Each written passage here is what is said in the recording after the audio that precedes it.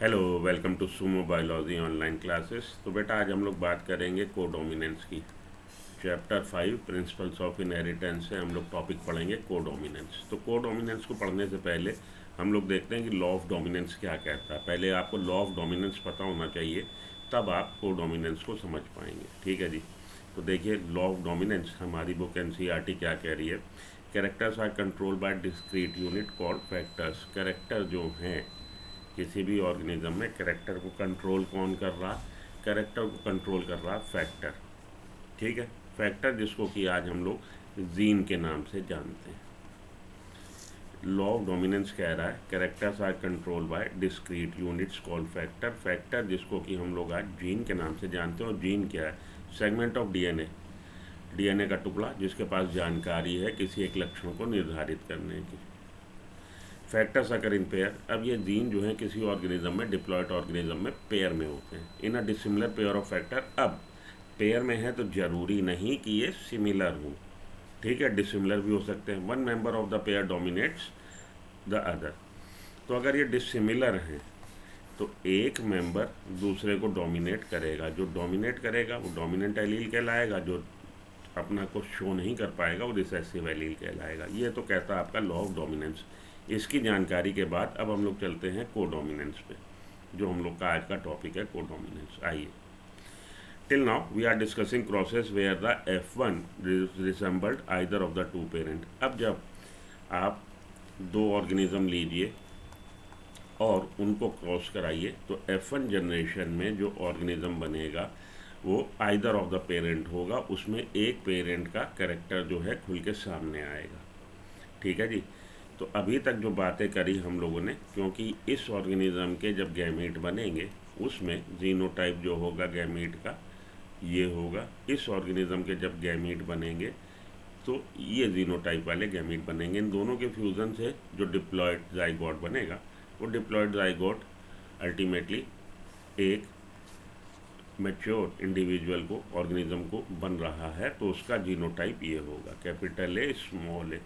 अब यहाँ पे ये डोमिनेंट एलील है तो ये वाला जो ऑर्गेनिज्म है उसका जो फिनोटाइप होगा वो एग्जैक्टली इस वाले पेरेंट के मुताबिक होगा। ठीक है, आइदर ऑफ द पेरेंट होता है। But in case of codominance the F1 generation resemble both parents. लेकिन कोडोमिनेंस के केस में F1 जनरेशन में बन रहे ऑर्गेनिज्म में दोनों पेरेंट के कैरेक्टर आएंगे, शो होंगे। A good example is different type of red blood sales. इसका कि एक अच्छा एग्जाम्पल है red blood cells that determine ABO blood grouping in human being. तो एबीओ ब्लड ग्रुपिंग जो लैंडस्टीनर ने बताई थी वो इसी बात पे आधारित है। ठीक है, गुड एग्जाम्पल है, ये बहुत अच्छा एग्जाम्पल है कोडोमिनेंस का। आरबीसी की प्लाज्मा मेम्ब्रेन पे किस टाइप की शुगर प्रेजेंट है या एंटीजन प्रेजेंट है उससे निर्धारित होता है ब्लड ग्रुपिंग। अगर ए टाइप की शुगर बन रही है तो ए ब्लड ग्रुप का, अगर बी टाइप की शुगर बन रही है बी ब्लड ग्रुप का, अगर कोई भी नहीं बन रही तो ओ टाइप का, और अगर दोनों बन रही हैं ए और बी तो ए बी ब्लड ग्रुपिंग को बिलोंग करता है वो organism. Different types of red blood cells that determine A B O blood grouping in human being. ठीक, ABO blood groups are controlled by gene I। gene I situated over chromosome number 9। chromosome number 9 पे ये gene होता। The plasma membrane of red blood cell have sugar polymer that protrude from its surface। उसकी surface से थोड़ा सा बाहर को निकली हुई। And the kind of sugar is controlled by the gene।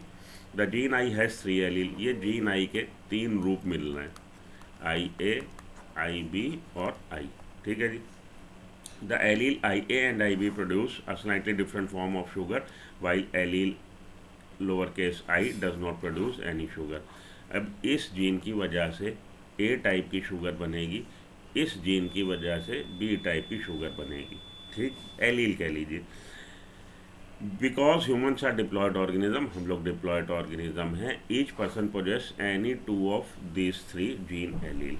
तो मार्केट में, मार्केट का मतलब ह्यूमन पॉपुलेशन, ह्यूमन पॉपुलेशन में ये जीन आई 3 रूप में उपलब्ध है। लेकिन क्योंकि हम लोग डिप्लॉयड ऑर्गेनिज्म हैं, हमारे पास डिप्लॉयड ऑर्गेनिज्म का मतलब 2 जीनोम है। जीनोम का मतलब कंप्लीट सेट ऑफ क्रोमोसोम, एक पूरा सेट क्रोमोसोम का। तो हमारे पास 2 सेट है, एक हमें हमारी मदर से मिला, एक हमें हमारे फादर से मिला। उसमें पूरे सेट में 9 नंबर का क्रोमोसोम एक कॉपी है उसकी, और इसमें भी 9 नंबर का क्रोमोसोम एक कॉपी है इस सेट में। तो टोटल इन ऑल आपके पास 2 कॉपी है 9 नंबर के क्रोमोसोम की। इसका मतलब है कि 2 जगह इस जीन को अपीयर होने का मौका मिल रहा। तो मतलब 2 ही, ये मार्केट में तो ह्यूमन पॉपुलेशन में तो 3 तरह के एलील अवेलेबल हैं, लेकिन किसी भी डिप्लॉयड ऑर्गेनिज्म में केवल 2 जगह हैं जहाँ पे ये जीन एलील आ सकते हैं। तो इनका जो कॉम्बिनेशन बन सकता है किसी ऑर्गेनिज्म में, IAIB बन सकता है, IBI बन सकता है, IAI बन सकता है। इसी तरह से कॉम्बिनेशन 6 डिफरेंट कॉम्बिनेशन बन सकते हैं, ठीक है। Because humans are different organism, each person possesses any 2 of these 3 gene allele. IA and IB are completely dominant over lower case I. IA dominant होगा इस पे, IB डोमिनेंट होगा इस पे। In other words, the IA and I are present, only IA expresses itself। जब ये वाला genotype वाला इंडिविजुअल होगा तो केवल ये अपने को एक्सप्रेस करेगा, लोअर केस आई एक्सप्रेस नहीं कर पाएगा, because I does not produce any sugar. And when IB and I, और जब ये IB और I प्रेजेंट है तो B टाइप की शुगर बन जाएगी और वो B ब्लड ग्रुप का हो जाएगा, ठीक। But when IA and IB are present together, लेकिन अगर ऐसा जीनोटाइप वाला इंडिविजुअल है जिसका कि जीनोटाइप IAIB है, तो then they both express their own type of sugar. तो शुगर दोनों तरह की, IA और IB दोनों तरह की शुगर बन जाएगी। This is because of codominance. यही कोडोमिनेंस है कि F1 जनरेशन का इंडिविजुअल अपने दोनों पेरेंट के लक्षणों को दिखाए। Hence, red blood cells have both A and B type of sugar. Since there are 3 different allele, there are 6 different combination of these 3 allele that are possible। क्योंकि 3 allele हैं तो 6 कॉम्बिनेशन बन सकते हैं। And therefore, a total number of 6 different genotype of the human ABO blood group types। इस तरह से 6 different बन सकते हैं जीनोटाइप, जिनका कि फिनोटाइप 4 होंगे। तो IA के साथ IA आ सकता है, IA के साथ IB आ सकता है, IA के साथ लोअर केस आई आ सकता है, IA के साथ IB के साथ IB के साथ लोअर केस आई के साथ लोअर आई। तो 6 डिफरेंट आपके कॉम्बिनेशन बन सकते हैं, और उन 6 के जो फिनोटाइप आएंगे 4, ये वाला ब्लड ग्रुप A को बिलोंग करेगा, ये AB को बिलोंग करेगा, ये A को बिलोंग करेगा, ये AB को बिलोंग करेगा, ये B को बिलोंग करेगा, ये B को बिलोंग करेगा, ये O को बिलोंग करेगा। तो 6 आपके जीनोटाइप और 4 आपके फिनोटाइप, ठीक है जी। ये बातें आपने याद में रखनी है। कोडोमिनेंस आप समझ गए। जब F1 जनरेशन का इंडिविजुअल अपने दोनों पेरेंट के लक्षणों को दिखाए तो उसको हम कहते हैं क्या, कोडोमिनेंस, ठीक है जी। आइए अब हम लोग इससे रिलेटेड कुछ क्वेश्चन लगा लें जो आपसे अक्सर पूछे जाते हैं। ABO ब्लड ग्रुपिंग में humans are controlled by gene I, it has 3 allele. Since they are 3 different allele, 6 different genotypes are possible. How many phenotypes can occur? 4, ठीक है। वो आपकी चार्ट में दे रखा। आगे चलिए। In a diploid organism they are 3 different genotype, ये भी आपका वही है, कितने क्या है। आइए आगे चलें। Blood group of offspring when both parent has AB blood group. AB blood group के फादर है, मदर है, तो ऑर्गेनिज्म का क्या ब्लड ग्रुप हो सकता है? देखिए, इसका जीनोटाइप IAIB, इसका जीनोटाइप IAIB। अब आप बना लीजिए क्या, प्यूनेट स्क्वायर।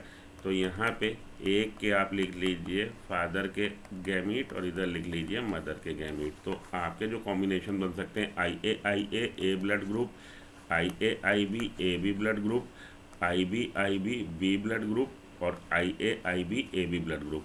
तो AB ब्लड ग्रुप पॉसिबल है, A ब्लड ग्रुप पॉसिबल है, B ब्लड ग्रुप पॉसिबल है, O पॉसिबल नहीं है। हमारा आंसर क्या हो जाएगा? ऑप्शन B, ठीक है। इसी तरह से आपको ये जो क्वेश्चन बन सकते हैं हमारे ABO ब्लड ग्रुपिंग या कोडोमिनेंस से। A child has O blood group, father का A है, mother has B, work out the genotype. देखिए, चाइल्ड का O तभी होगा जब उस पर दोनों ही लोअर केस I आ जाए, ठीक है। तो मदर के पास भी एक जो कॉपी है I की वो लोअर केस I है, फादर के पास भी एक लोअर केस I है, तभी इनके गैमीट से इसका इनहेरिटेंस हो सकता है और ऑर्गेनिज्म जो बनेगा वो ब्लड ग्रुप दिखा सकता है। मदर का कह रहा है जी ब्लड ग्रुप क्या है B, तो दूसरा आपको देना पड़ेगा IB, और फादर का है O, तो दूसरा एलील आपको देना पड़ेगा IA।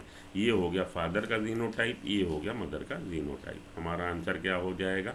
हमारा आंसर हो जाएगा ऑप्शन B। तो उम्मीद करता हूँ आपको कोडोमिनेंस क्लियर होगी, और एबीओ ब्लड ग्रुपिंग से रिलेटेड क्वेश्चन अब आपको अगर आएंगे तो आप लगा लेंगे। वीडियो को लाइक कर दीजिए, चैनल सब्सक्राइब कर लीजिए, बने रहिए सुमो बायोलॉजी के साथ। Thank you.